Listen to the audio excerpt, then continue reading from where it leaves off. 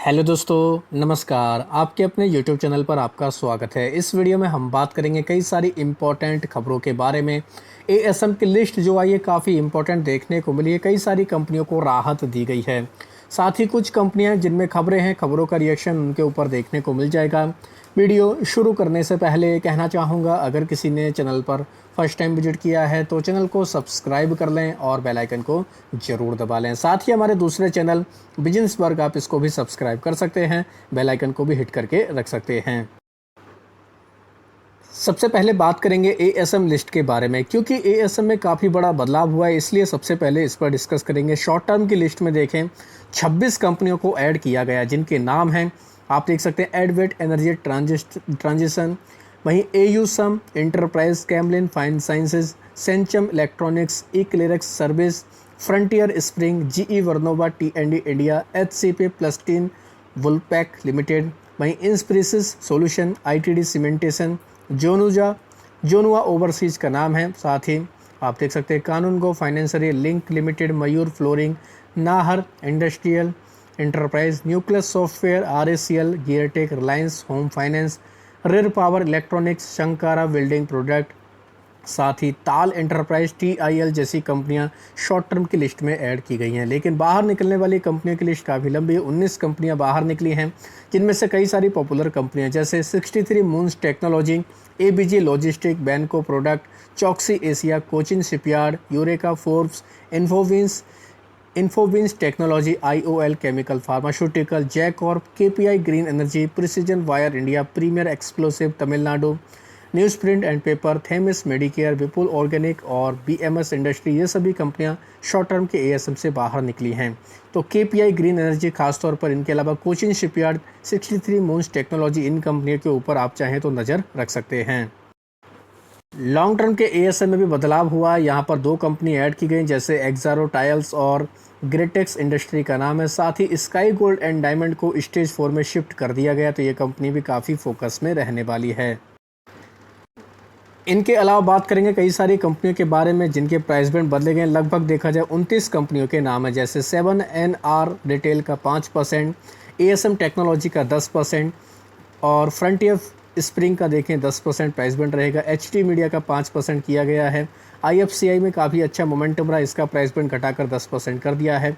बाकी और जो कंपनियां हैं उन सभी के प्राइस बैंड हम लोग को 5 और 2% देखने को मिलेंगे। तो आप चाहें वीडियो को पॉज करके सभी के प्राइस बैंड देख सकते हैं। अब बात करेंगे अमेरिका के बाज़ारों के बारे में। अमेरिका के बाज़ार लाल निशान में चल रहे हैं, यानी कि नेगेटिव मोमेंटम है, जिसकी वजह से कह सकते हैं डायरेक्टली इनडायरेक्टली दुनिया भर के बाज़ारों पर इसका असर पड़ सकता है। हमारे बाज़ारों पर ऑलरेडी काफ़ी ज़्यादा प्रेशर का माहौल है। नैस्डैक भी दोस्तों लाल निशान में, कभी कभी हरे निशान में आता है, तो ये भी आप चाहें तो सुबह के समय चेक कर सकते हैं। कुछ कंपनियों के रिजल्ट आए हैं, जो रिजल्ट की बदौलत काफ़ी ज़्यादा बाजार के फोकस में नहीं। खासतौर पर सेल यानी कि steel authority of India limited की बात करें, इसके Q4 के रिजल्ट आए हैं। नंबर अगर देखें तो मिले जुले नंबर देखने को मिल रहे हैं। 11% तक कंपनी का पैट बढ़कर आया 1251 करोड़ के आसपास। वहीं दोस्तों कंपनी का अगर बाकी चीज़ें देखें, जो अनुमान देखने को मिल रहा था पैट का, वो 724 करोड़ के आसपास देखने को मिल रहा था। तो उसके अकॉर्डिंग देखें तो ठीक ठाक नंबर देखने को मिल रहे हैं। साथ ही कंपनी ने ₹1.60 का डिविडेंड का भी ऐलान किया है। तो सेल यानी कि स्टील अथॉरिटी ऑफ इंडिया, ये कंपनी खबरों में रहेगी, जिसकी वजह से चाहें तो आप इसके ऊपर नज़र रख सकते हैं। कमिंस इंडिया, इसके भी नंबर देखने को मिले हैं, कंपनी के रिजल्ट आए हैं, एस्टिमेट को बीट कर दिया है। हालांकि कंपनी का पैट थोड़ा सा गिर कर आया, 7.2% की गिरावट रही है। 521 करोड़ का कंपनी ने पैट रिपोर्ट किया, जबकि अनुमान 483 करोड़ के आसपास देखने को मिलता था। पिछले साल देखें तो 561 करोड़ के आसपास कंपनी का पैट देखने को मिलता था। तो ये कंपनी भी काफ़ी ज़्यादा हमें खबरों में देखने को मिल सकती है। तो आप भी चाहें इसको भी डिटेल में जाकर स्टडी कर सकते हैं। आईआरसीटीसी के रिजल्ट देखने को मिले, कुंभ की वजह से काफ़ी अच्छा मोमेंटम देखने को मिला। नेट पैट कंपनी का 358 करोड़ तक का देखने को मिला है, लगभग 26% की ग्रोथ है, जो पहले 284 करोड़ था। रेवेन्यू देखें कंपनी का 1270 करोड़ रहा है, जो पहले 1152 करोड़ के आसपास था। कंपनी के रिजल्ट पे देखें वन टाइम गेन भी है 45 करोड़ के आसपास। एबिटा देखें कंपनी का 385 करोड़ के आसपास रहा है। कंपनी के कह सकते हैं एबिडा में 6.4% तक की ग्रोथ देखने को मिली है।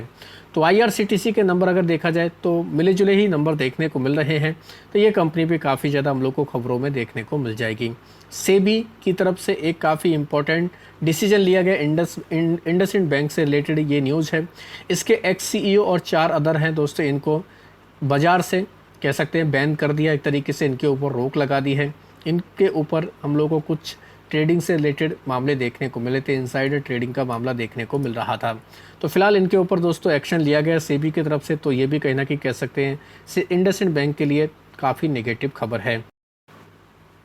फिनोलेक्स केबल्स की बात करेंगे, इस कंपनी के भी रिजल्ट आए। वायर एंड केबल वाली कंपनियों के वैसे तो नंबर अच्छे आ रहे हैं। 14% का कंपनी का रेवेन्यू बढ़कर आया 1594 करोड़, जो पहले 1400 करोड़ के आसपास था। पैट कंपनी का 3% बढ़कर आया 192 करोड़, जो पहले 186 करोड़ के आसपास था। एबिडा 5.5% बढ़कर आया, लेकिन मार्जिन कंपनी के घटकर आए 11.56% से घटकर 10.71% तक रहे हैं। तो मिले जुले नंबर फिनोलेक्स केबल्स ने भी रिपोर्ट किए हैं, जिस वजह से ये कंपनी भी काफ़ी फोकस में रह सकती है। बिरला सॉफ्ट, इसके नंबर आए हैं। आईटी कंपनियां वैसे भी काफ़ी ज़्यादा नंबर इतने दमदार दिखाने रही हैं। 4.3% तक कंपनी का कह सकते हैं इसका पैट हम लोग को बढ़कर आते हुए देखने को मिले 122 करोड़, जो पहले 117 करोड़ था। रेवेन्यू 3.5% तक घटकर आया 1317 करोड़, जो पहले 1362 करोड़ था। एबिडा 21% तक घटकर आया 173 करोड़ रहा, जो पहले 221 करोड़ के आसपास था। मार्जिन भी दोस्तों कंपनी के हम लोग को प्रेशर में ही देखने को मिले हैं, 16.26% से घटकर 13.18% तक देखने को मिले हैं। तो कह सकते हैं दबाव देखने को मिल रहा है कंपनी के ऊपर, लेकिन देखा जाए आईटी कंपनी के हिसाब से तो ठीक ठाक नंबर इस कंपनी ने रिपोर्ट किए हैं। जेनसोल इंजीनियरिंग में लगातार हम लोग को खबरें देखने को मिल रही हैं। अब खबर है एनसीएलटी ने अलाउ कर दिया गवर्नमेंट को अटैच करने से रिलेटेड जेनसोल के अकाउंट लॉकर जो भी देखने को मिलते हैं। तो ये दोस्तों कहीं ना कहीं कह सकते हैं काफ़ी इंपॉर्टेंट खबर है। हालांकि कंपनी की तो बुरी हालत हो चुकी है, लगातार इसमें लोअर सर्किट ही देखने को मिल रहे हैं। बात करेंगे नुवामा वेल्थ के बारे में, इस कंपनी के नंबर आए हैं, नंबर काफ़ी अच्छे देखने को मिल रहे हैं। 41% तक कंपनी का पैट बढ़कर आया 255 करोड़, जो पहले 181 करोड़ के आसपास था। कंसोलिडेटेड रेवेन्यू 29% तक बढ़कर आया 771 करोड़ के आसपास। कंपनी का सभी पैरामीटर पर देखें, वेल्थ का, असेट मैनेजमेंट का, असेट सर्विस का, कैपिटल मार्केट का, सभी में कंपनी ने काफ़ी अच्छा मोमेंटम दिखाया। 69 रुपीज़ का कंपनी ने डिविडेंड का भी ऐलान किया है, तो इस कंपनी के ऊपर पॉजिटिव रिएक्शन भी आ सकता है। बात करेंगे बाटा इंडिया की, बाटा इंडिया के नंबर हम लोग को कमज़ोर ही देखने को मिले हैं। कंपनी का पैट 28% तक गिर कर आया 46 करोड़ के आसपास, जो पहले 63 करोड़ था।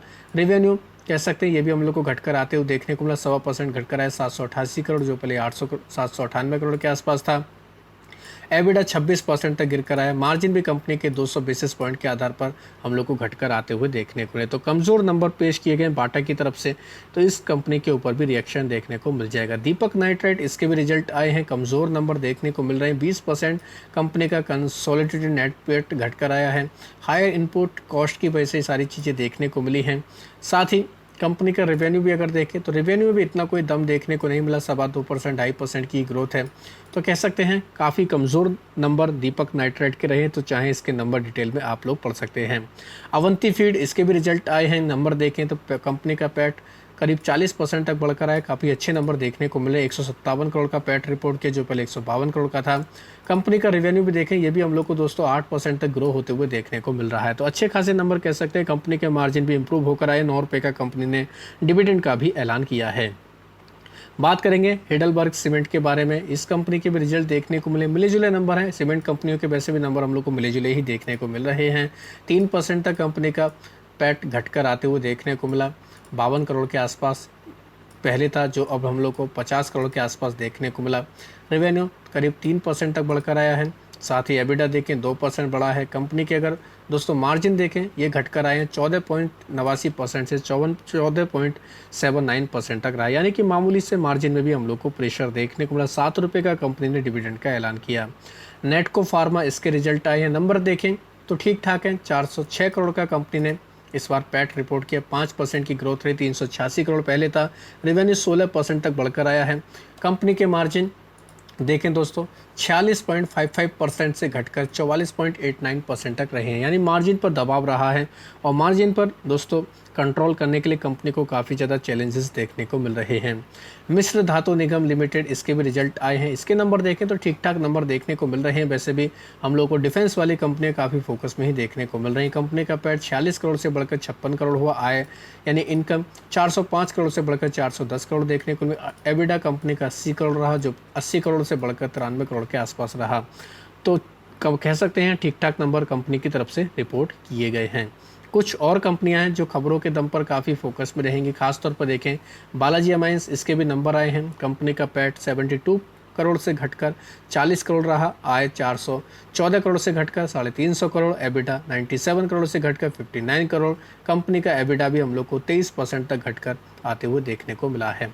तो काफ़ी कमज़ोर नंबर देखने को मिले बालाजी अमाइंस के, तो ये कंपनी भी काफ़ी खबरों में रहने वाली है। एक अपडेट आया दोस्तों, सेबी चीफ माधवीपुरी बुच, ये काफ़ी ज़्यादा खबरों में रही थी जब इनका कार्यकाल था। अडानी हिंडनबर्ग का मामला देखने को मिला था, इनके ऊपर काफ़ी आरोप लगे थे। लोकपाल की तरफ से अब इनको क्लीन चिट दे दी गई है, तो ये भी कहीं ना कहीं कह सकते हैं काफ़ी इंपॉर्टेंट खबर है। खास तौर पर इसका असर इसके ऊपर पड़ेगा, अडानी ग्रुप के ऊपर इसका असर पड़ सकता है, क्योंकि जो खबरें आ रही थी, जो निगेटिव खबरें थी, वो कहीं ना कहीं कह सकते हैं दोस्तों ये भी क्लीन चिट मिली और सुप्रीम कोर्ट की तरफ से भी अडानी ग्रुप को कहीं ना कहीं राहत दी थी। तो ये भी कहीं ना कहीं कह सकते हैं काफ़ी इंपॉर्टेंट अपडेट है। अडानी की एक और कंपनी में न्यूज़ देखने को मिल रही है दोस्तों। खबर है अडानी एनर्जी सॉल्यूशन में कंपनी 31 मई को बोर्ड की मीटिंग करने वाली है। इसमें कंपनी फंड रेजिंग पर विचार करेगी। फंड रेजिंग जो होगा QIP के जरिए भी हो सकता है, प्रेफरेंशियल इशू के जरिए भी हो सकता है।